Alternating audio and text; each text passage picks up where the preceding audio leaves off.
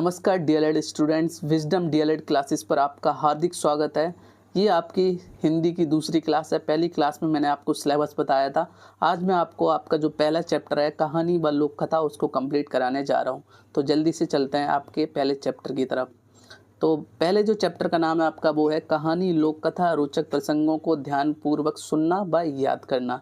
पहली हेडिंग है आपकी कहानी। कहानी किसे कहते हैं? लिखित या मौखिक, गद्य या पद्य रूप में प्रस्तुत कोई वास्तविक या काल्पनिक घटना जिसका उद्देश्य पाठकों या श्रोताओं का मनोरंजन करना अथवा कोई शिक्षा देना या किसी वस्तु स्थिति से परिचित कराना होता है, कहानी कहलाती है। तो कहानी का मुख्य उद्देश्य क्या होता है? मनोरंजन करना, कोई शिक्षा देना या किसी से परिचित कराना, ये आपके कहानी कहलाती है। जैसे लोमड़ी और अंगूर की कहानी आप बचपन से पढ़ते चले आए होंगे। अब एक फेमस जो राइटर है उनकी डेफिनेशन में आपको दिखा देता हूँ। ये है एडगर एलन पो के अनुसार, अमेरिकन वैज्ञानिक थे। कहानी वह छोटी आख्यानात्मक रचना है जिसके एक बैठक में पढ़ा जा सके। मतलब कहानी एक छोटी रचना है जिसे एक बैठक में जहाँ लोग बैठे हों वहाँ पढ़ा जा सके, जो पाठक पर एक समन्वित प्रभाव उत्पन्न करने के लिए लिखी गई हो। मतलब एक प्रभाव उत्पन्न करने, जिसमें उस प्रभाव को उत्पन्न करने में सहायक तत्वों के अतिरिक्त और कुछ ना हो। मतलब तत्वों और उसके तत्व अतिरिक्त कुछ ना हो, जो अपने आप में पूर्ण हो। तो इस डेफिनेशन को आपको अपने नोट्स में हूबहू जैसे इसमें दी गई है पीपीटी में आप वैसे ही लिख लेंगे। अपने नोट्स को बनाते चलिए, स्टार्टिंग से ही पहला चैप्टर है, यहीं से आप अपने नोट्स कॉपी में लिख के चलिए। बहुत ही ज़बरदस्त पीपीटी मैंने बनाई है और बहुत ज़बरदस्त आपके ये यूज़फुल रहने वाली है सेकंड सेमेस्टर के लिए। चलिए बढ़ते हैं आगे। कहानी का अर्थ समझ के, कहानी की परिभाषा समझ के अब बढ़ते हैं आगे। कहानी सिरबड़ के उद्देश्य। आखिर कहानी के उद्देश्य क्या क्या होते हैं, इसका महत्व क्या है? तो छात्रों में सृजनात्मकता का विकास करना। अब छात्रों में सृजनात्मकता का विकास कैसे होता है? जब कोई कहानी सुनते हैं, जैसे प्यासा कौआ की कहानी आप लोगों ने आपने अक्सर सुनी होगी, बचपन में हम सभी ने सुनी है प्यासा कौआ। इसमें क्या है, कौआ कंकड़ डालता है घड़े में, तो बच्चे में क्रिएटिविटी एक्टिवेट होती है। मान लीजिए कोई गिलास है, अब यहाँ पे मैं दिखा देता हूँ आपको। अब बच्चा क्रिएटिव कैसे होगा कहानी सुन के? ये गिलास है, इस गिलास में कुछ पानी ले लेते हैं हम फॉर एग्जाम्पल, तो बच्चा इसमें कंकड़ डालेगा तो पानी ऊपर आएगा। उसको ही समझ में आएगा कि कंकड़ डालने से पानी ऊपर आता है। तो उसकी किसकी क्रिएटिविटी का उसका विकास होगा, छात्रों में सृजनात्मकता का विकास होगा। दूसरा, छात्रों में नैतिक मूल्यों का विकास होना। छात्र नैतिक मूल्यों की मुझे क्या करना चाहिए क्या नहीं करना चाहिए, इसका विकास होगा। कल्पना शक्ति का, उनको याद करने की कल्पना शक्ति और स्मरण शक्ति का विकास होगा। कहानी को जब सुनेंगे तो वो कहानी को याद करने की कोशिश करेंगे, तो इससे उनकी कल्पना शक्ति और स्मरण शक्ति का विकास होगा। तो तीसरा पॉइंट आपका क्लियर होगा। छात्रों में साहित्यिक अभिरुचि को विकसित करना। साहित्यिक अभिरुचि मतलब हिंदी में साहित्य की ओर उनको अभिरुचि पैदा होगी, कहानियों के प्रति, कथाओं के प्रति और साहित्य के प्रति उनकी अभिरुचि पैदा होगी जब वो कहानियों को पढ़ेंगे। छात्रों में शब्द भंडार में वृद्धि करना। छात्र जब बहुत सारी कहानियाँ पढ़ेंगे तो उसमें नए नए शब्द आएंगे, तो उन्हें उनके शब्द भंडार में वृद्धि होगी। तो ये कहानी श्रवण के उद्देश्य व महत्व हो गया। बढ़ते हैं आगे। अच्छी कहानी के गुण। एक अच्छी कहानी के क्या क्या गुण होते हैं? कहानी वार्तालाप या संवाद युक्त होती है। कहानी हमेशा वार्तालाप या संवाद युक्त होगी। कुछ कहानी में कुछ ना कुछ हमेशा चलता रहेगा।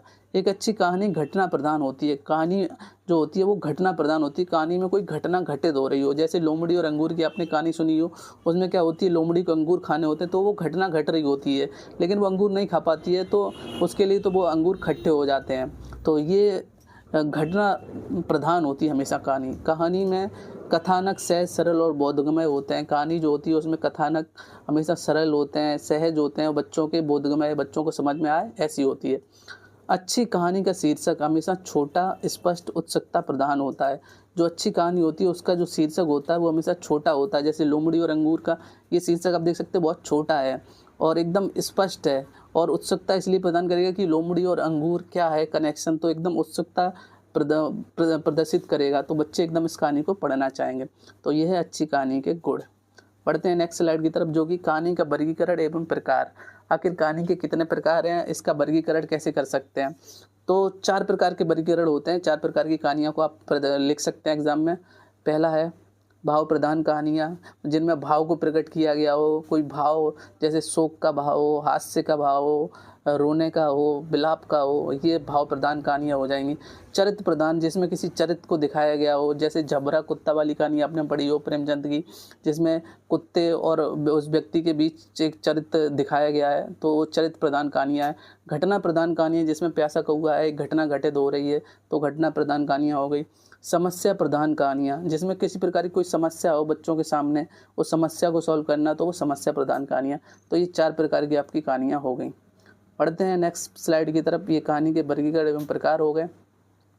अब पढ़ते हैं कहानी शिक्षण की विधियाँ। कहानी शिक्षण की विधियाँ होती है कि आखिर कहानी को बच्चों को कैसे पढ़ाया जाए, कैसे शिक्षण कराया जाए कहानियों का।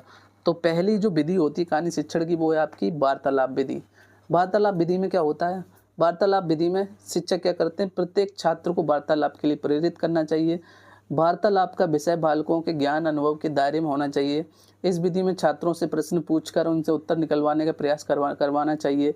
इसके लिए शिक्षक सर्वप्रथम छात्रों को पशु पक्षियों व अन्य रोचक पात्रों वाली छोटी सरल व मनोरंजक कहानियाँ तथा किसी रोचक प्रसंग को हाव भाव व गतिविधि के साथ सुनाएं। इस विधि द्वारा शिक्षण करने पर प्रारंभ में छात्र संकोच करेंगे, लेकिन धीरे धीरे बोलने व सुनने लगते हैं। वार्तालाप विधि क्या होती है? इसमें शिक्षक और बच्चों के बीच में वार्तालाप होता है। बच्चों को छात्रों को वार्तालाप के लिए प्रेरित करना चाहिए। तो इस प्रकार उन दोनों के बीच संप्रेषण होता है, जिससे कहानियाँ एक दूसरे को सुनाई जाती है। तो इस विधि द्वारा क्या होता है, शुरुआत में जो छात्र होते हैं वो संकोच करेंगे, लेकिन धीरे धीरे वो बोलने और सुनने लगते हैं कहानियों को। तो ये पहली विधि है, आप इसको हूबहू नोट्स में लिखेंगे। पढ़ते हैं सेकंड विधि की तरफ, जो कि आपकी चित्र विधि। चित्र विधि में क्या होता है, कहानी शिक्षण की अगर चित्र विधि की बात करें तो इसमें आपके सामने कुछ चित्र दे दिए जाएंगे, जैसे पहला चित्र, दूसरा चित्र, तीसरा चित्र, चौथा चित्र, पांचवा, छठवां, ये 6 चित्र दे दिए गए। अब इन 6 चित्रों से बनकर आपको एक कहानी बनानी है। कहानी बनानी है तो आप कहानी आप कैसे बनाएंगे? अब इन 6 चित्रों को बच्चों को दिखाएंगे, तो बच्चे इन 6 चित्रों को जोड़ के कहानी, जैसे एक लड़का बैठा हुआ है, दिन सूरज निकला हुआ है, वो जा रहा है घूमने पेड़ के पास, उसे कुछ फूल दिखते हैं, तो इस प्रकार वो कहानी चित्रों को देखकर बनाएगा। ये चित्र विधि हो गए, जिसमें चित्र विधि के माध्यम से बच्चों को कहानी पढ़ाई जाती है। बढ़ते हैं नेक्स्ट स्लाइड की तरफ, जो कि है प्रश्नोत्तर विधि। प्रश्नोत्तर विधि में क्या होता है, शिक्षक सर्वप्रथम पूरी कहानी बालकों को, छात्रों को सुना देता है। सुनाने के बाद बालक, जो शिक्षक होता है, वो बालकों से क्या करता है, प्रश्न पूछता है कहानी से रिलेटेड। कि जैसे एक गांव में एक राजा रहता था, तो शिक्षक पूछेगा एक गांव में कौन रहता था, तो बच्चे जवाब देंगे गांव में एक राजा रहता था।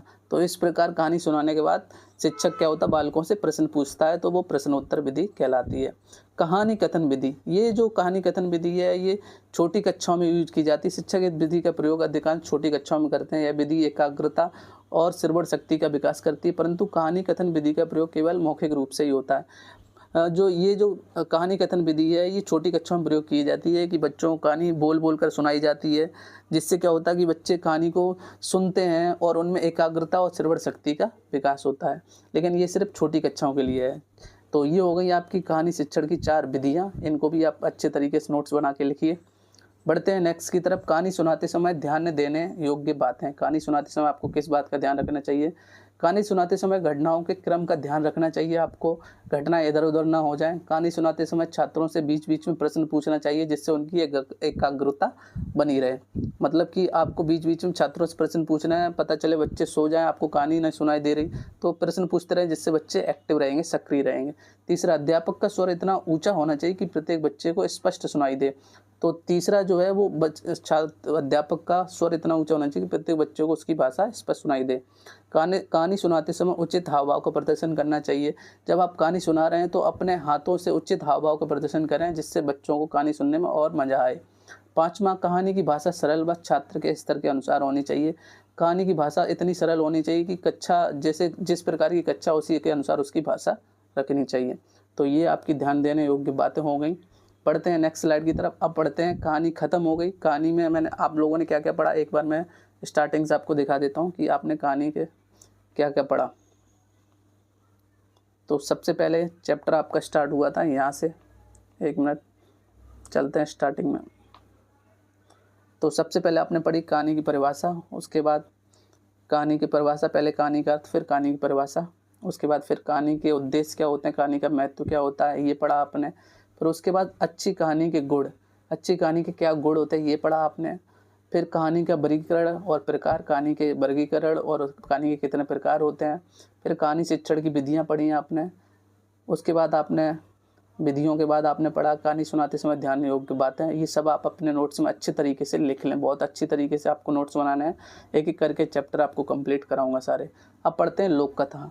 लोक कथा क्या होती है? लोक कथा, लोक और कथा दो शब्दों से मिलकर बना है, जिसमें लोक का अर्थ है एक विशेष मानव क्षेत्र या समुदाय। तो लोक कथा दो शब्दों से मिलकर बना है आपका लोक और कथा, जिसमें लोक का अर्थ है एक विशेष मानव क्षेत्र या समुदाय, कथा का अर्थ है कहानी। अर्थात लोक कथा से तात्पर्य किसी विशेष क्षेत्र या समुदाय में प्रचलित कहानियों को लोक कथा कहते हैं। जैसे हमारे उत्तर प्रदेश में आला उदल की कहानियाँ बहुत फेमस हैं, तो ये क्या है? लोक कथा है। ये किसी विशेष क्षेत्र में, जैसे बुंदेलखंड क्षेत्र में इस प्रकार की कहानियाँ प्रचलित हैं आला उदल के बारे में, तो ये लोक कथा कहलाती हैं। आपको समझ में आ गया होगा। बढ़ते हैं नेक्स्ट स्लाइड की तरफ। लोक कथाओं की विशेषताएं। इन लोक कथाओं की विशेषताएं क्या क्या होती हैं वो आपको बता देता हूँ। लोक कथा उत्सुकता से, भावना से परिपूर्ण होती हैं, हमेशा उत्सुकता होती है इसमें। वर्णन की स्वाभाविकता लोकता की प्रमुख विशेषता है। मतलब कि वर्णन लोक कथाओं को किसी प्रकार भी किया जा सकता है। जैसे हमारे इधर बहुत सारे शास्त्री हुए, ब्रजेश शास्त्री हुए, आधार चैतन्य हुए, ये अलग अलग तरीके से आला उदल का वर्णन करते हैं अपनी भाषाओं में। तो ये आपके ऊपर डिपेंड करता है कि आप लोक कथा का किस प्रकार वर्णन करते हैं। मुख्यतः लोक कथाओं का अंत सुखांत होता है। मतलब लोक कथाओं का जो अंत होता है वो हमेशा सुखपूर्ण होता है। कहानियों का अंत हमेशा अच्छा होता है। All is well that ends well, जैसे आपने मुहावरा भी सुना हो, तो इस प्रकार का इसमें भी अंत होता है। लोक कथा मंगल भावना से भरपूर होती है। मतलब कि इसमें हमेशा मंगल भावनाएं होती हैं, अच्छे काम के बारे में बात होती है। लोक कथा मंगल भावना से परिपूर्ण होती हैं। तो ये लोक कथाओं की विशेषताएं हो गई। तो हमने यहाँ पढ़ लिया लोक कथाओं का अर्थ और लोक कथाओं की विशेषताएं। तो यहाँ पे आपका चैप्टर कंप्लीट हो जाता है। कहानी और लोक कथा दोनों आपको अच्छे से मैंने पढ़ा दिए। अब अगर आपको इसके नोट्स चाहिए तो आपको टेलीग्राम चैनल को हमारे ज्वाइन कर लेना है। ये लिंक आपको वीडियो के डिस्क्रिप्शन में मिल जाएगी। व्हाट्सएप चैनल को ज्वाइन कर लेना, वहाँ पे भी आपको नोट्स मिल जाएंगे। और यूट्यूब चैनल को सब्सक्राइब कर लेना है आपको। यहाँ पे तीनों जगह आपको ये काम कर लेना है। और अब जो क्लास आएगी वो आपकी दूसरे चैप्टर की आएगी। फिलहाल इस क्लास में इतना ही। मैं मिलता हूँ एक और नई क्लास में। तब तक के लिए आप हमारे चैनल को सब्सक्राइब कर लें और टेलीग्राम चैनल पे जाइए, वहाँ आपको नोट्स मिल जाएंगे और ये पीपीटी भी आपको वहीं पे मिलेगी। तब तक के लिए बाय बाय।